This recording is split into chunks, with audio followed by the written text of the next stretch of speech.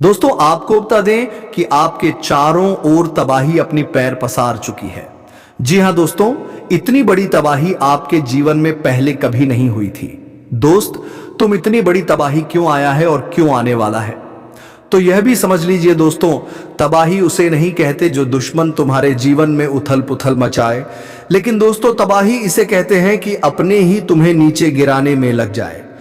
दोस्तों, तुम्हारे अपने ही तुम्हें बर्बाद करने की साजिश रच रहे हैं। तुमने जिस अपना माना अपने करीब रखा, अब वही तुम्हें धोखा देने की फिराक में है। तो चलिए दोस्तों, इसी वीडियो में हम विस्तार से जानेंगे कि क्या है वह तबाही और कहां से आने वाली है। इससे पहले वीडियो को एक लाइक तथा हमारे चैनल AK एस्ट्रो को सब्सक्राइब अवश्य कर लें, ताकि रोजाना वीडियो का पहला अपडेट सबसे पहले आप तक पहुंचे। तो दोस्तों, कमेंट बॉक्स में जय बजरंगबली अवश्य लिख दें, ताकि तुम्हारे सभी संकट बजरंगबली हर ले। तो चलिए दोस्तों, वीडियो को शुरू करते हैं। दोस्तों, आप सभी को बता दें, आपके सबसे करीब हैं वही अगले 3 दिनों में आपके सबसे बड़े धोखेबाज बनेंगे, और यह सबिस ग्रहण योग और शनि राहु के महासंगम के कारण होगा। आपके दिल को तोड़ा जाएगा, आपकी उम्मीदों पर पानी फेरा जाएगा, और जब आप टूटकर बिखरेंगे तब आपको समझ आएगा कि गुरुजी ने पहले ही चेतावनी दी थी।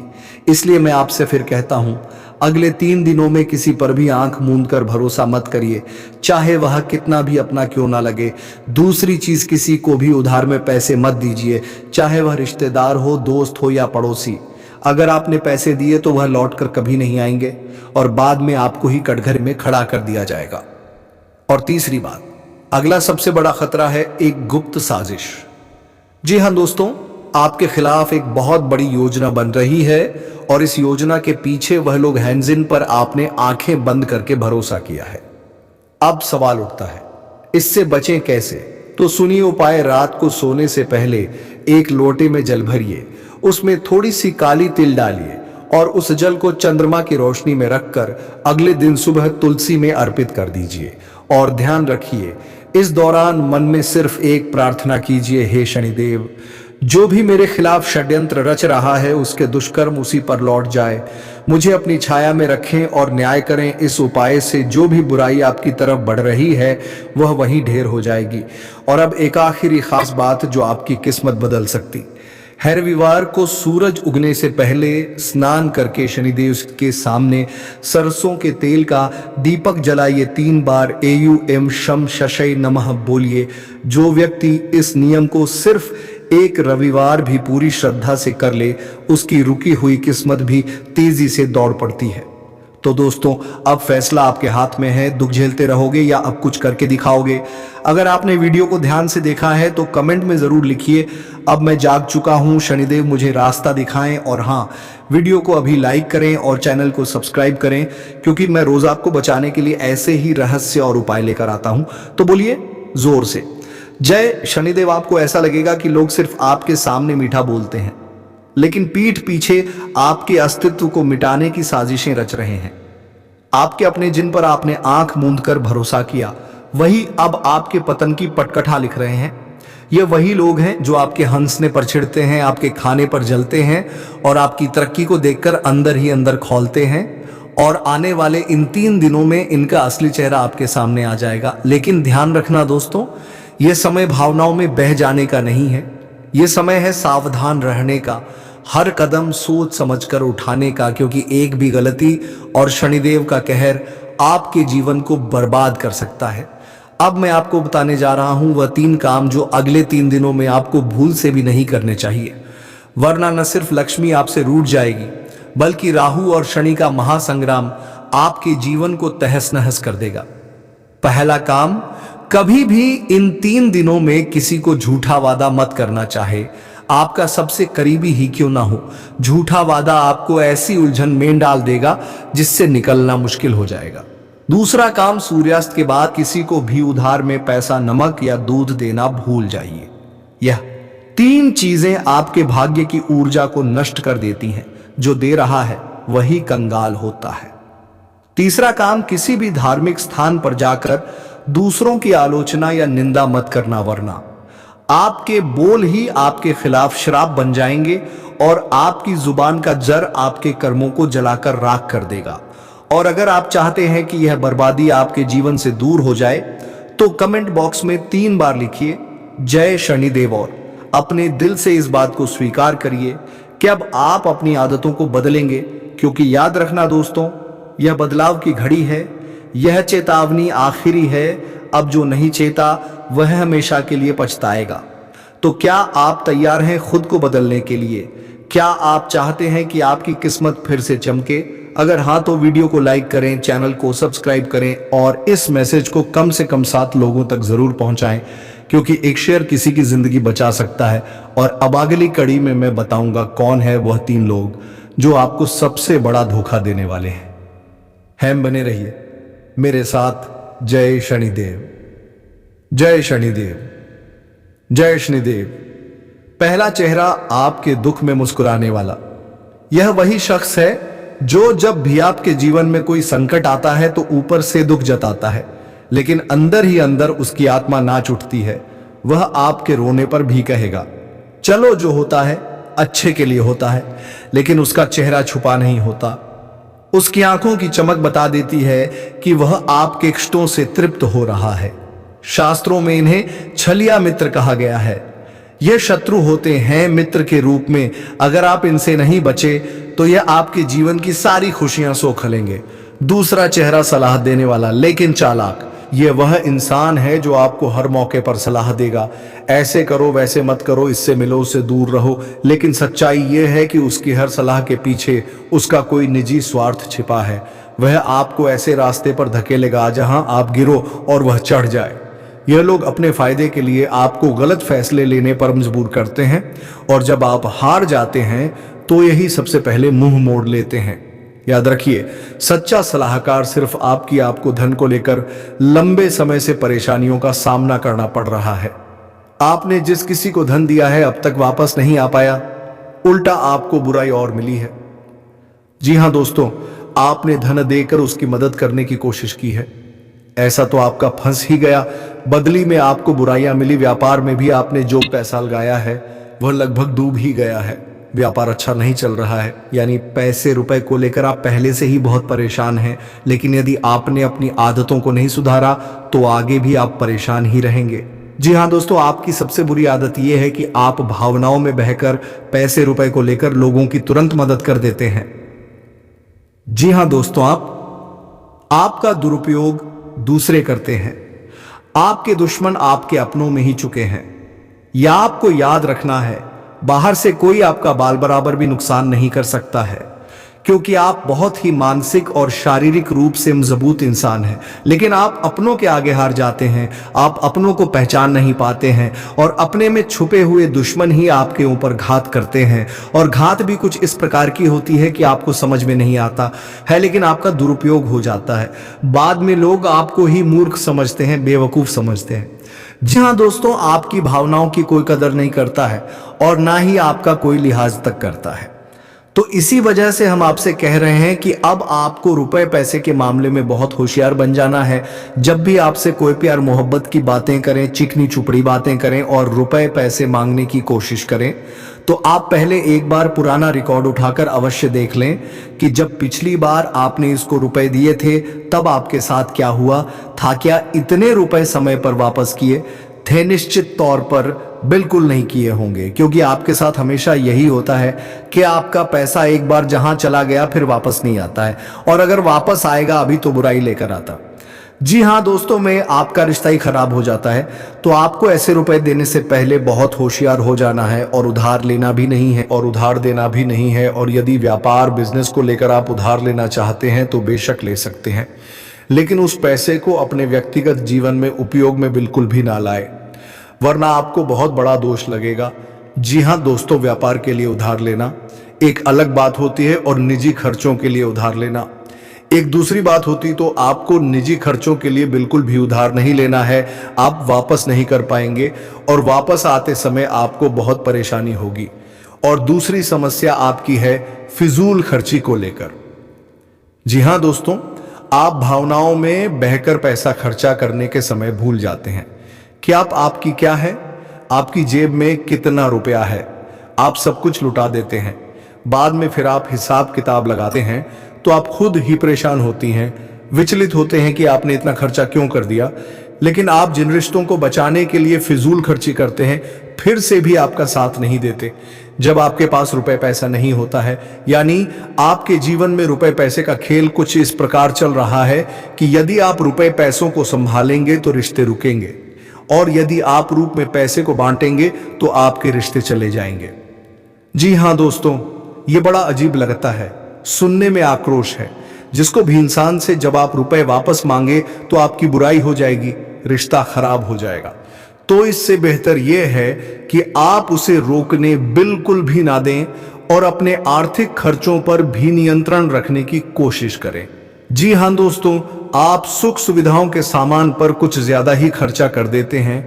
आप जीवन में हर एक सुविधा को जुटाना चाहते हैं, लेकिन याद रखें कि हर एक सुविधाओं को जुटाने के चक्कर में आप अपना बजट खराब कर देती हैं और बाद में आपको पछताना पड़ता है।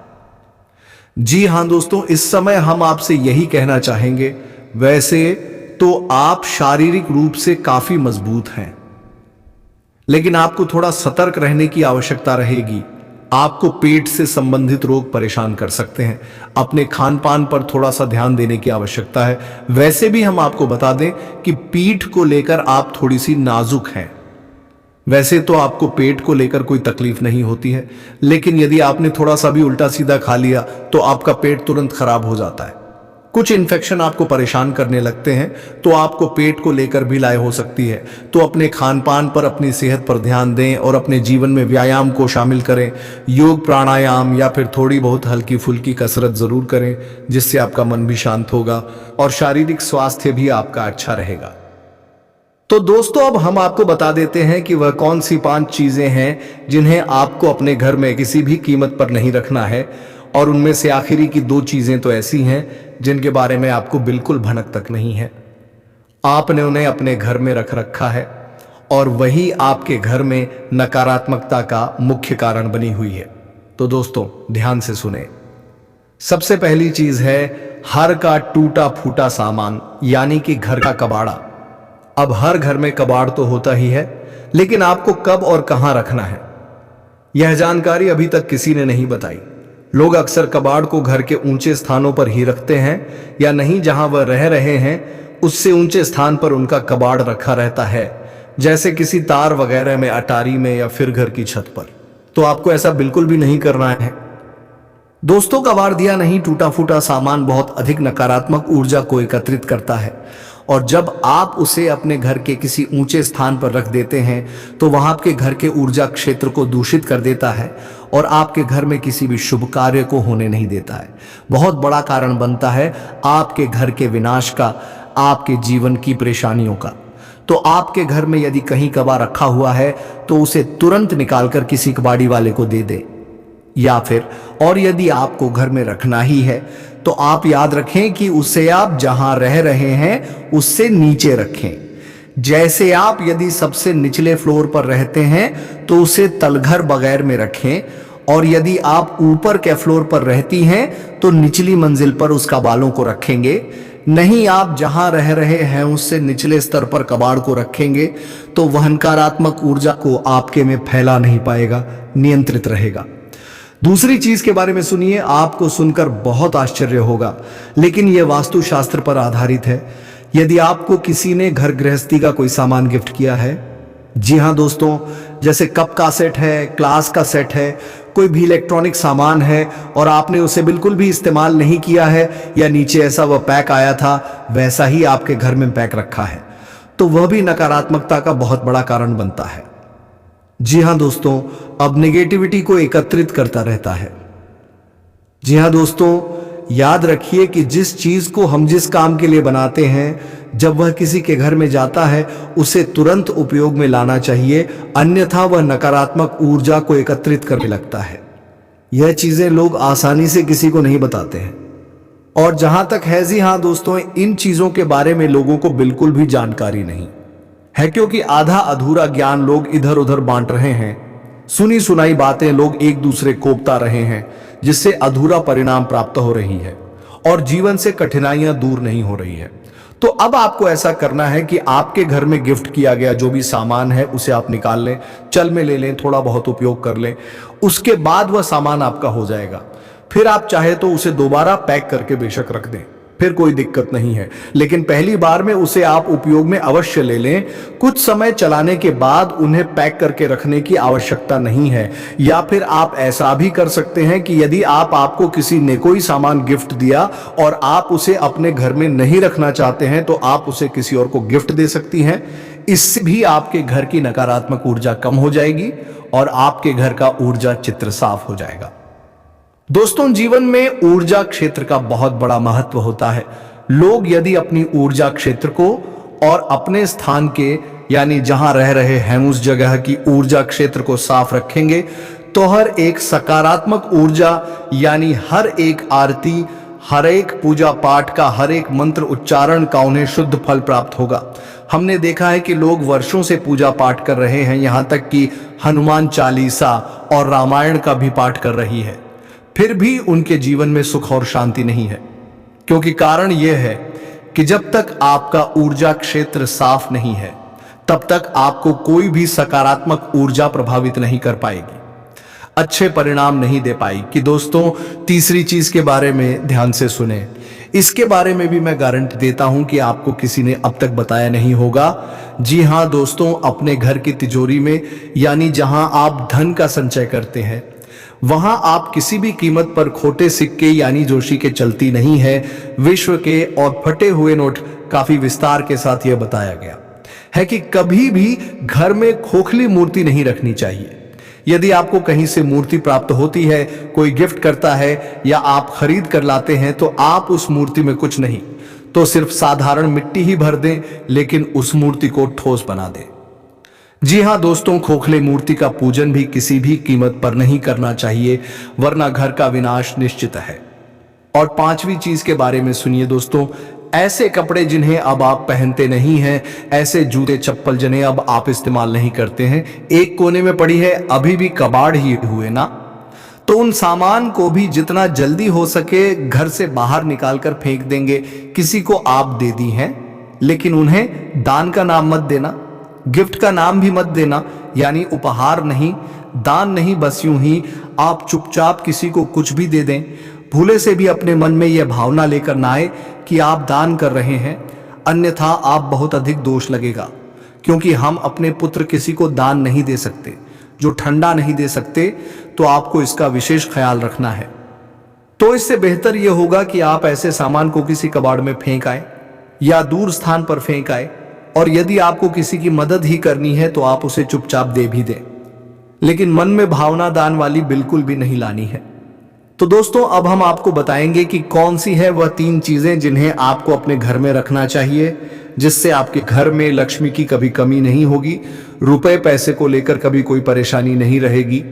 तो ध्यान से सुने उन चीजों के बारे में। सबसे पहले हम आपको कहेंगे कि आप कछुए को यानी कि धातु का बना हुआ है, ऐसे पीतल का है, सोने का है, तांबे का है, किसी धातु का बना हुआ एक कछुआ ले और खुशी कांच के बर्तन में थोड़ा सा पानी डालकर उत्तर पूर्व दिशा में रख दें। जी हाँ दोस्तों, कछुए का वास्तुशास्त्र में बहुत अधिक महत्व है, लक्ष्मी का साक्षात स्वरूप माना गया है।